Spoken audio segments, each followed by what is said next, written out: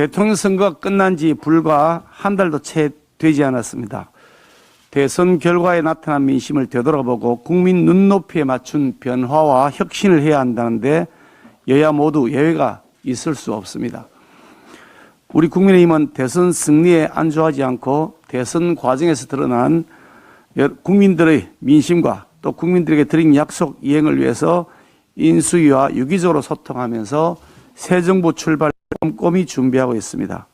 또한 다가오는 6일 지방선거에서 국민의 압도적 지지를 받을 수 있도록 공천개혁과 맞춤형 지역 공약 준비에 박차를 가하고 있습니다.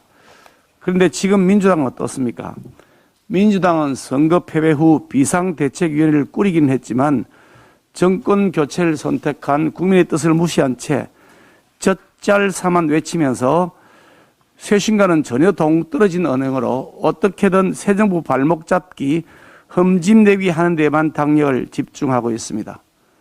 국민의 선택에 따라 당선된 대통령을 윤석열 씨라고 호칭하는가 하면 망나니 운운하는 망발도 하더니 드디어 비대위원장은 구속감, 점령군놀이 같은 거친 발언으로 인수위를 비판했습니다. 완전히 내로남불 아나무인입니다. 문재인 정권이 친정권 인사를 낙하산으로 내려보내 MBC, KBS, YTN 같은 공영 또는 중공영 방송을 문 정권의 홍보 나팔수로 전락시켰고 대선 후에는 자신들이 말을 듣지 않는 종편을 축출시키겠다는 의도로 종편을 2개로 축소시키려는 시도를 한 것, 이런 것이야말로 바로 방송자가 아닙니까? 또한 국민을 위해 성실히 일했던 죄밖에 없는 공무원들을 내쫓고 그 자리에 오로지 점령군 시키는 대로만 할 무능한 인물을 박아넣기 위해 민주당 정권이 저질렀던 횡포는 폭력 범죄적 수준이었습니다. 박근혜 정권 시절 공무원 등의 블랙리스트를 전 부처에 걸쳐 만든 후 위력을 행사해서 퇴진시키고 그 자리에 5년 내내 캠프, 코드, 더불어민주당 이 캠코드 인사 낙하산을 내려보냈던 것, 그 바로 민주당 정권이 저질렀던 일입니다. 정권 말까지도 알박기 낙하산 인사로 국민들 눈살 찌푸리게 해놓고서도 청와대 수석 비서관까지 나서서 인수위에 낙하산 프레임을 씌우려고 하는 것은 민주당 자신들이 누려왔던 기득권을 놓치지 않기 위한 몸부림으로 볼 수밖에 없습니다. 적어도 민주당은 방송 장악인이 낙하산 인사니 운운할 자격조차도 없습니다.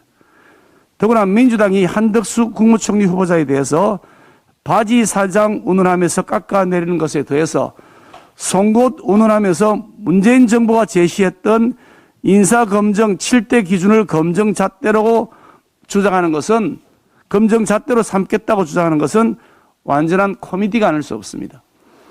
윤석열 당선인께서 문재인 정권의 인사 기준보다 더 엄격한 기준과 잣대로 한덕수 후보자를 검증했던 것은 말할 필요도 없습니다만, 문재인 정부의 7대 인사 기준은 문 정권에서조차도 한 차례도 지켜지지 않으면서 민주당 자신의 손에 의해 스스로 폐기 처분한 지 오래된 것입니다.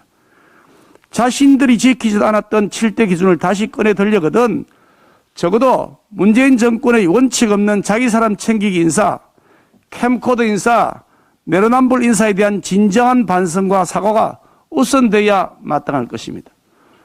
거친 입과 사사건건 발목 잡기로 야당의 존재감을 과시할 수 있다고 생각한다면 매우 시대착오적이고 구태스러운 모습이 아닐 수 없습니다. 우리 정치를 퇴행시키고 국민들의 불쾌감만 유발시키는 꼰대, 수구, 기득권, 이 꼰숙이 정치를 국민들 앞에서 더 이상 내놓지 않기를 바랍니다.